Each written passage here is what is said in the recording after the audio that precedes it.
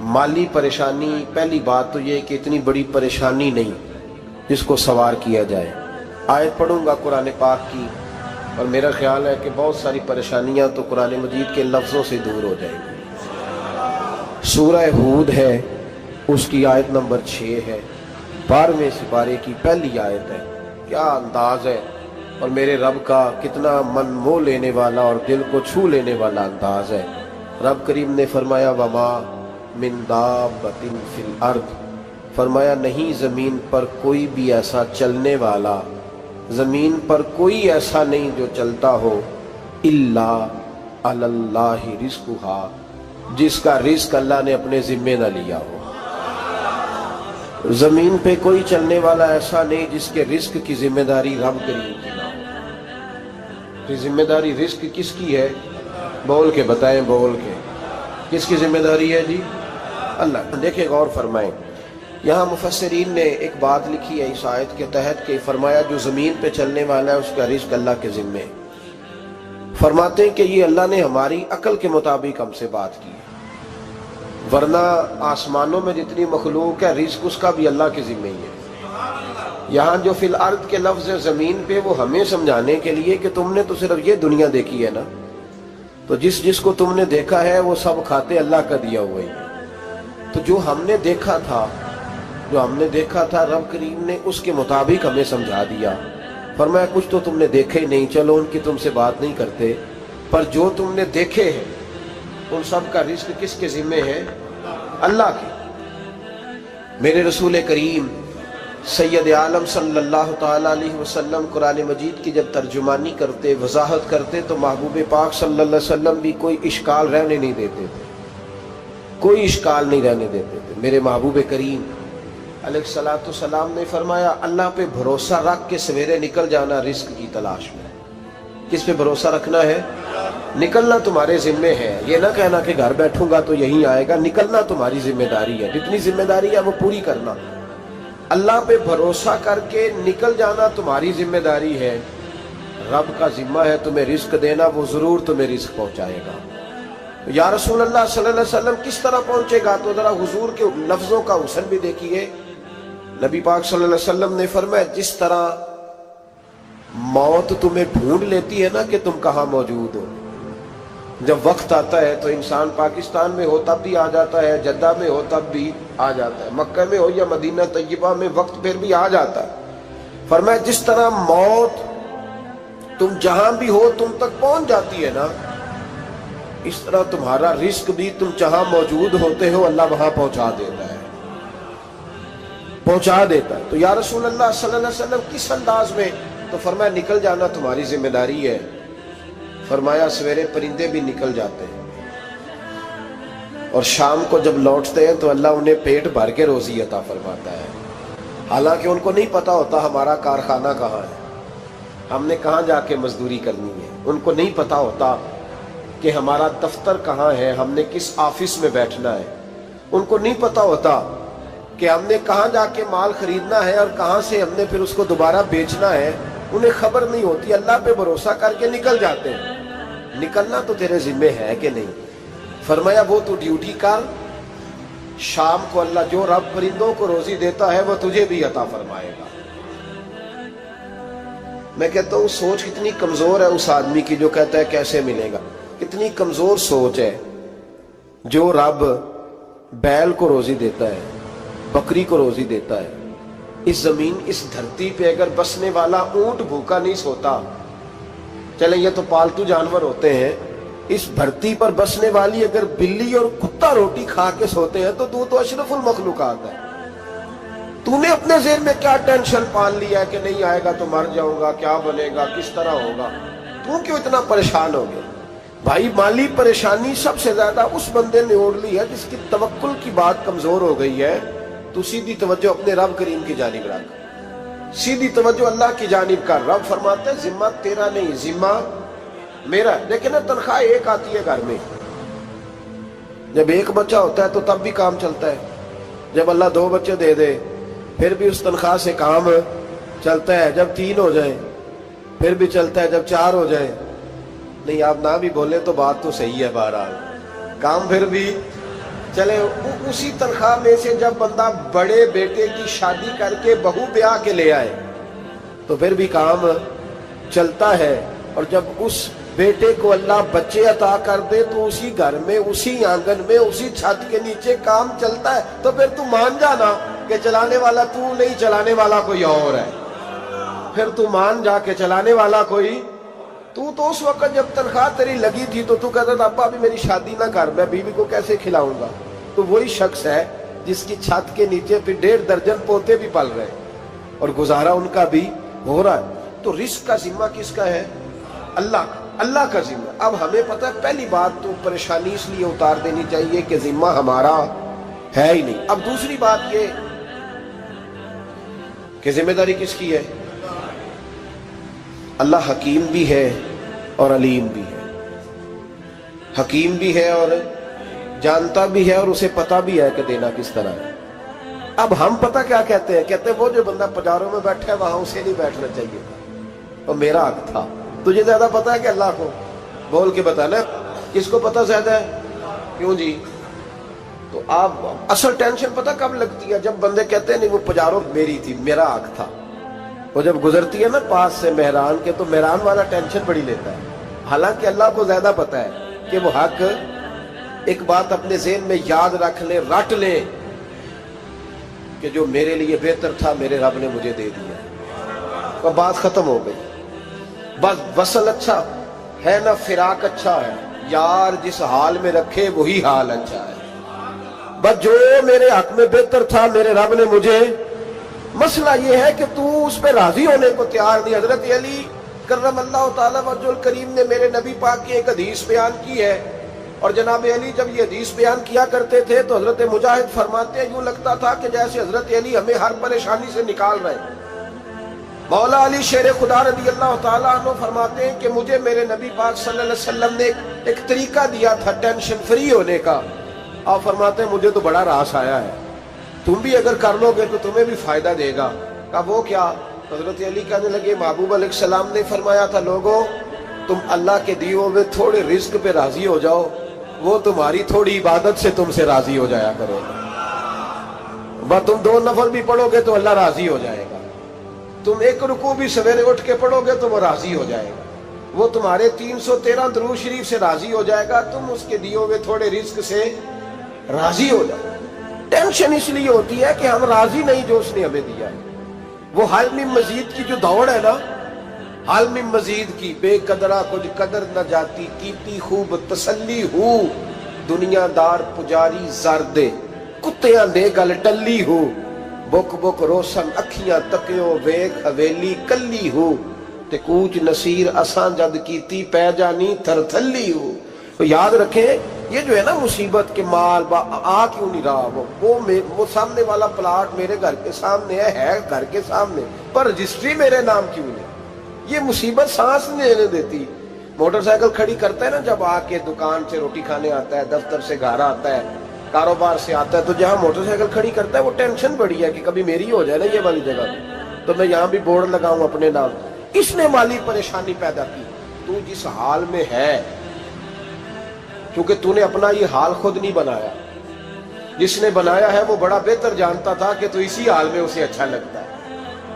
تو اسے اسی حال میں، ایک بزرگ تھے تو ان کی طبیعت بڑی علیل ہو گئی، بیمار ہو گئے، تو اللہ نے آزمائش دی تو کیڑے پڑ گئے وجود میں۔ ایک کیڑا یہاں سے کھا رہا تھا، اللہ والے بڑے راضی رہتے ہیں اس کی رضا پہ، تو کیڑا یہاں کھا رہا تھا تو نیچے گر گیا، تو بابا جی نے اٹھا کے پھر وہاں رکھ لیا، کہنے لگے جب اس نے تیری ڈیوٹی مجھے کھانے کی لگائی ہے تو میں اس بات پہ راضی ہوں تو نیچے کیوں گرتا ہے؟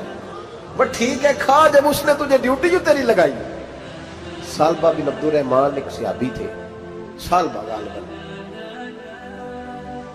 نبی پاک صلی اللہ علیہ وسلم کی خدمت میں آئے، کہنے لگے یا رسول اللہ صلی اللہ علیہ وسلم غربت بڑی ہے، میرے لیے دعا کریں اللہ زیادہ مال دے۔ تو محبوب صلی اللہ علیہ وسلم نے فرمایا تو جس حال میں اچھا ہے وہ تیرے لیے بہتر ہے، اس میں تو ہے وہی حال تیرے لیے۔ مشکل ہے نا یہ جواب سننا۔ کہتے پیر صاحب فلان جگہ سے تویز آیا، وہاں تو وارے نے آرے ہو گئے، تو آپ کے ہاں؟ تو میں کہتا ہوں یہ تویز دینے والا اگر تویز دے کے امیر بناتا ہے تو پہلے خود کیوں نہیں بنتا؟ یہ خود تو 150 کا تویز بیچ رہا ہے، اپنی بیچارے کی حالت یہ ہے۔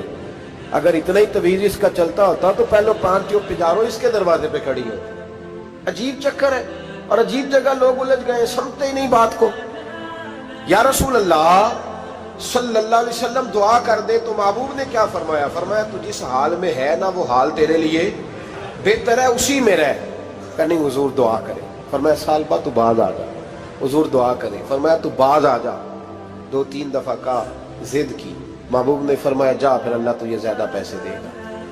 چند بکریاں خریدی، اتنی برکت ہوئی کہ بکریوں کے ریوڑ بن گئے۔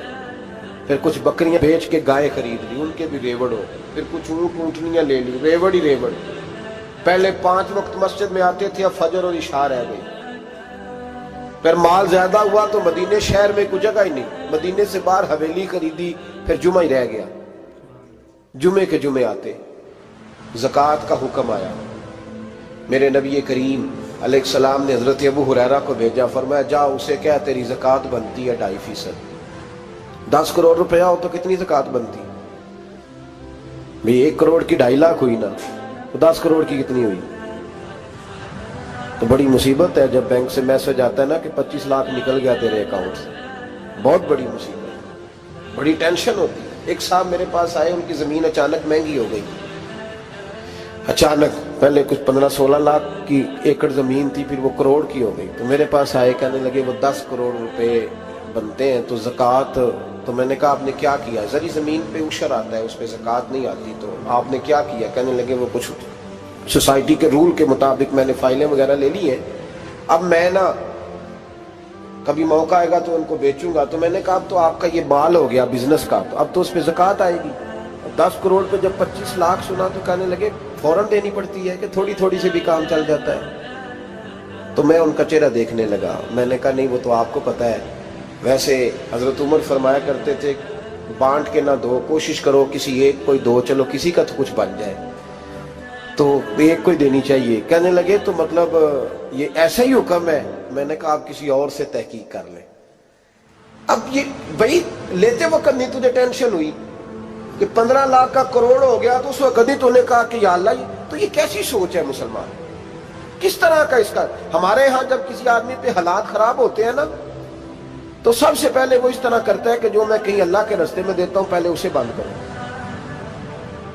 جس رستے تجھے آ رہا تھا پہلے تو نے وہ رستہ بلاک کیا۔ حضرت اسماء بنت ابی بکر صدیق کہتی ہیں میں حضور کو مسجد کے لیے، ادارے کے لیے، صحابہ صفہ کے لیے کچھ دے رہی تھی، تو میں نے گننا شروع کیا تو حضور مسکرانے لگے۔ حضور مسکراتے کیوں ہیں؟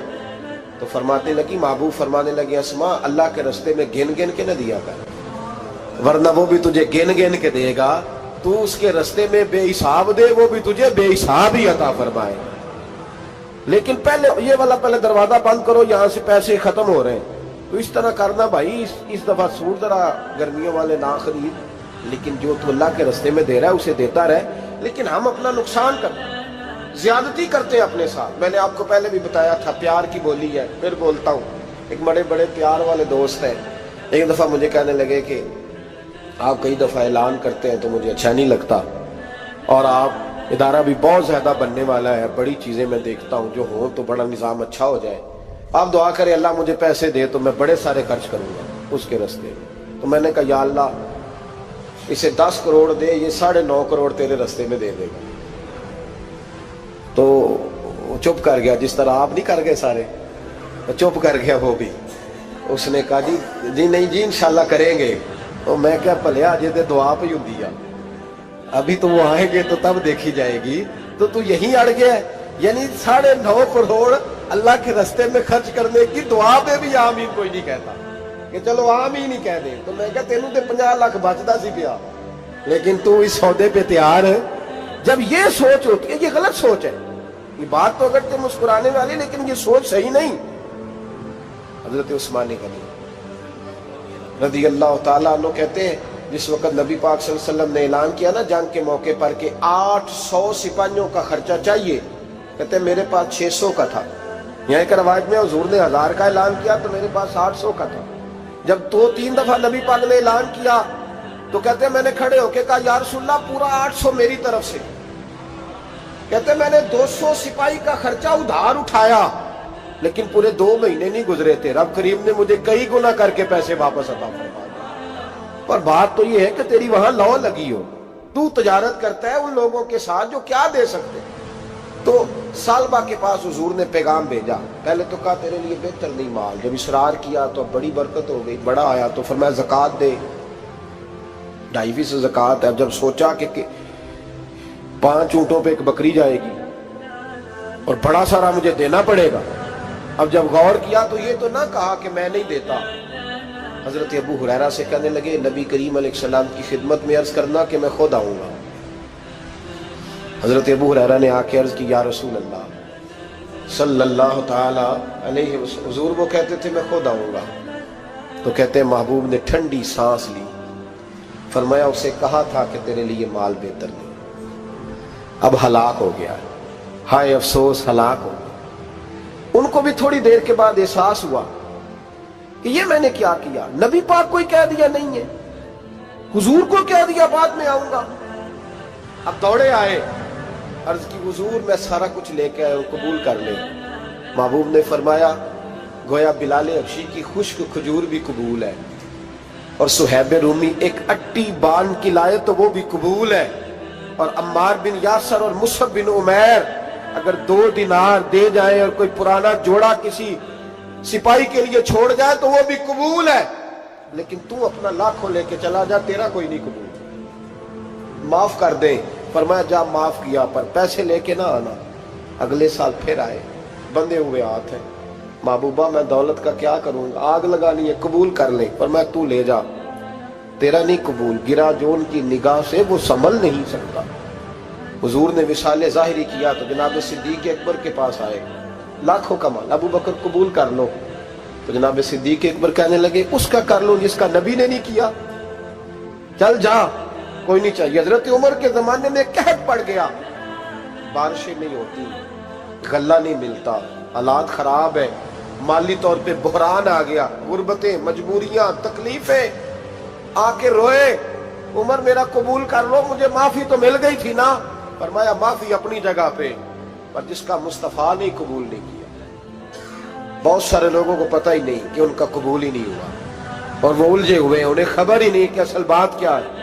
فرمایا جس کا مصطفیٰ کریم نے قبول نہیں کیا، اب ہیرے اور جواہرات بھی لے کے آئے تو بھوکے مریں گے، پر اس کا قبول، اس بات پہ راضی رہو اس حال میں اللہ نے رکھا ہوا ہے، اس حال میں راضی رہو۔ جو مصیبت ہے نا دیکھنی کہ وہ بھی میرے پاس، تمہیں کیا پتا، کبھی پوچھ تو صحیح اس سے وہ کس مصیبت کا شکار ہے، جو مالی طور پہ بڑا امیر ہے، تو اس کی طرف دیکھ کے اپنا دل برا کرتا ہے۔ بس جس حال میں رب نے رکھا ہے اس حال میں رہ۔ حضرت عثمان غنی کے زمانے میں تو وہ وصال کر گئے، لیکن بھائی تو جس حال میں تیرا رب تجھے رکھتا ہے اس حال میں رہ، تیری مالی پریشانیاں ختم ہو جائیں۔ میں نے پہلے بھی شاید آپ کو ایک دفعہ کہا تھا، میں تعلیم سے فارغ ہوا تو میرے ایک استاد اور میرے کچھ دوست کہنے لگے افریقہ آ جائیں آپ، بھائی بہت بڑا ادارہ ہے، اس کو چلائیں، اس کو سنبھالیں۔ میری والدہ سے میں نے کہا، اس طبیعت ہوتی ہے نا انسان کی، میرا بھی دل لگ گیا۔ میری اماں پڑھی نہیں تھی لیکن اللہ نے دانائی بڑی عطا فرمائی تھی، حکمت بڑی تھی، سیانی بڑی تھی۔ تو میں نے کہا اماں جی وہ مجھے ساؤتھ افریقہ کی دعوت ہو رہی ہے تو آپ کیا کہتی ہیں؟ تو اٹھ کے میرے پاس آ گئی اور مجھے انہوں نے اپنے بازوؤں میں لے لیا، پھر میرا ماتھا چوما، کہنے لگی پتر میں تے وال بھی نہ پوٹ کے دیوا کسی نے، ہم نے دولت کا کیا کرنا، تو اللہ کا نام لے کے کہیں بیٹھ جا، رب کریم رون کے لگا دے گا، خیر ہو جائے۔ تو میرے بھائی یاد رکھیں ان چیزوں سے تھوڑا سا دیکھیں نا، قناعت کریں، جو اللہ نے دیا اس پہ راضی ہو جائے، اللہ بڑا مہربان ہے، وہ آسانیاں کر دیا کرتا ہے۔ تو یاد رکھیں میرے رسول کریم علیہ السلام نے ایک تو ہمیں درس یہ دیا ہے کہ تو سمجھ جا، قرآن نے ہمیں بتایا ہے کہ روزی تیری ذمہ داری نہیں، روزی کس کی ذمہ داری ہے؟ اللہ کی۔ اور دوسری بات یہ کہ جو اللہ نے تمہیں دیا ہے اس پہ تو راضی ہو جا، تیری مالی پریشانیاں ختم ہو جائیں۔ اور پھر حضور صلی اللہ علیہ وسلم نے فرمایا مذہبی طور پر جب دیکھو تو آگے دیکھو، اور دنیاوی طور پر جب دیکھو تو پیچھے دیکھو، پریشانی ختم ہوگی۔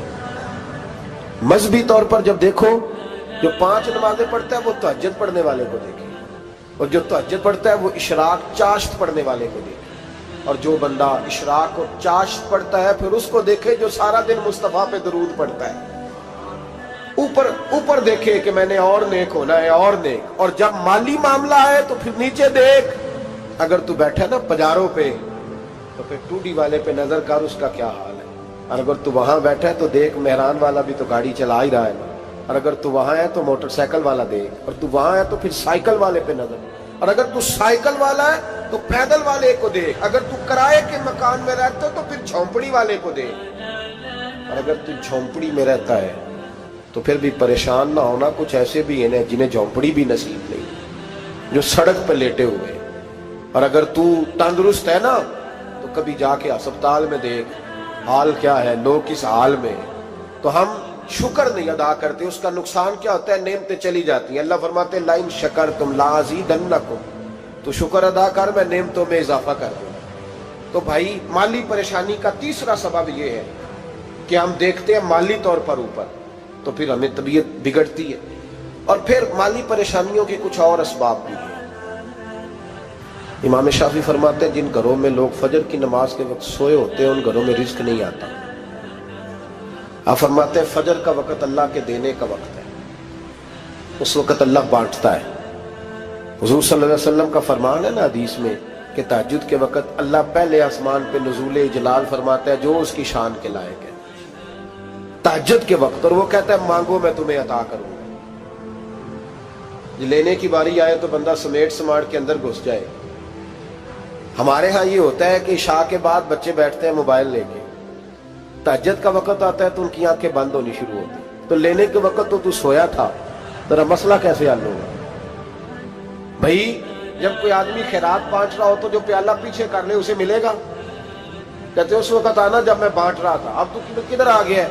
मिसाल दे रहा हूं, तो फजर का वक्त मांगने का है, तो सारी रात तो गुजर गई गेमें खेलते टीवी देखते, और जो लेने का वक्त था तू सो गया, तो कैसे आएगा तेरे पास।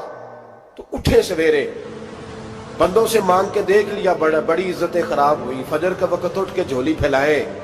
मेरे रसूल पाक अलैहिस्सलाम फरमाते हैं, रब फरमाते हैं जब बंदे मेरे आगे झोली फैलाते हैं मुझे शर्म आती है। किसे चुमे आया